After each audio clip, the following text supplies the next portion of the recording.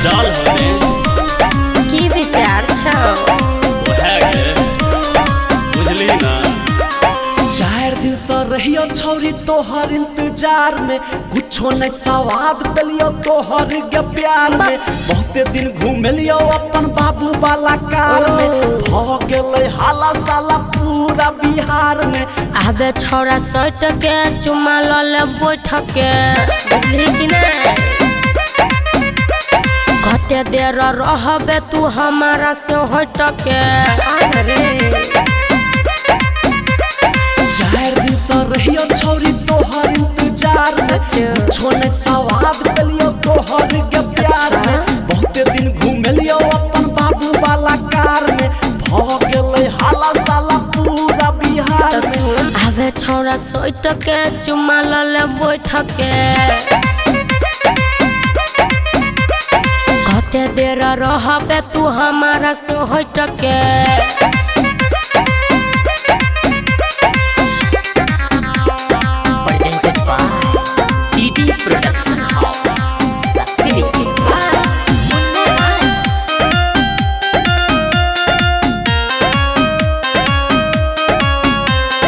तोहर हमर बात सब बुझ गेलै रे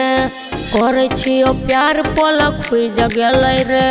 छोरे सब बात आबै हमारा में सर होय नै छौ बर्दाश्त कोनी भजो चिट पर आबे छोरा सट के चुमा ले बैठ के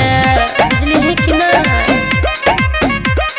कते देर रहबे तू हमारा से हट के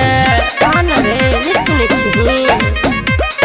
4 दिन से रहियो छौरी तोहर इंतजार में कुछो नहीं सवाद पेलियो तोहर के प्यार में बहुते दिन घूमेलियो अपन बाबू वाला कार में भ गेलै हाला साला पूरा बिहार में आबे छोरा सट के चुमा ले बैठ के कते देर रहबे तू हमारा से हट के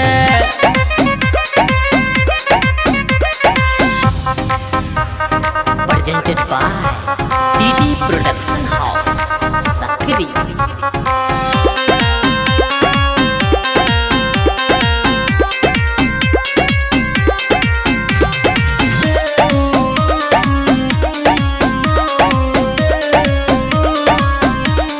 घर सन निकल दै छै हमर बाप धर्म वीर धुरंधर तू नहीं बुझै छही बात बुझै छियो तोहर सब बहाना गे दूर किया होय छ पास आना गे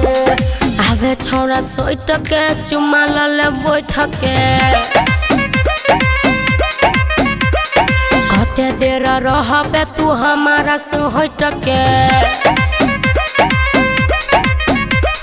4 दिन से रहियो छौरी तोहर इंतजार में कुछो नहीं सवाद पेलियो तोहर के प्यार में बहुतो दिन घूमेलियो अपन बाबू वाला कार में भ गेलै हाला साला पूरा बिहार में आबे छोरा सट के चुमा ले बैठ के कते देर रहबे तू हमारा से हट के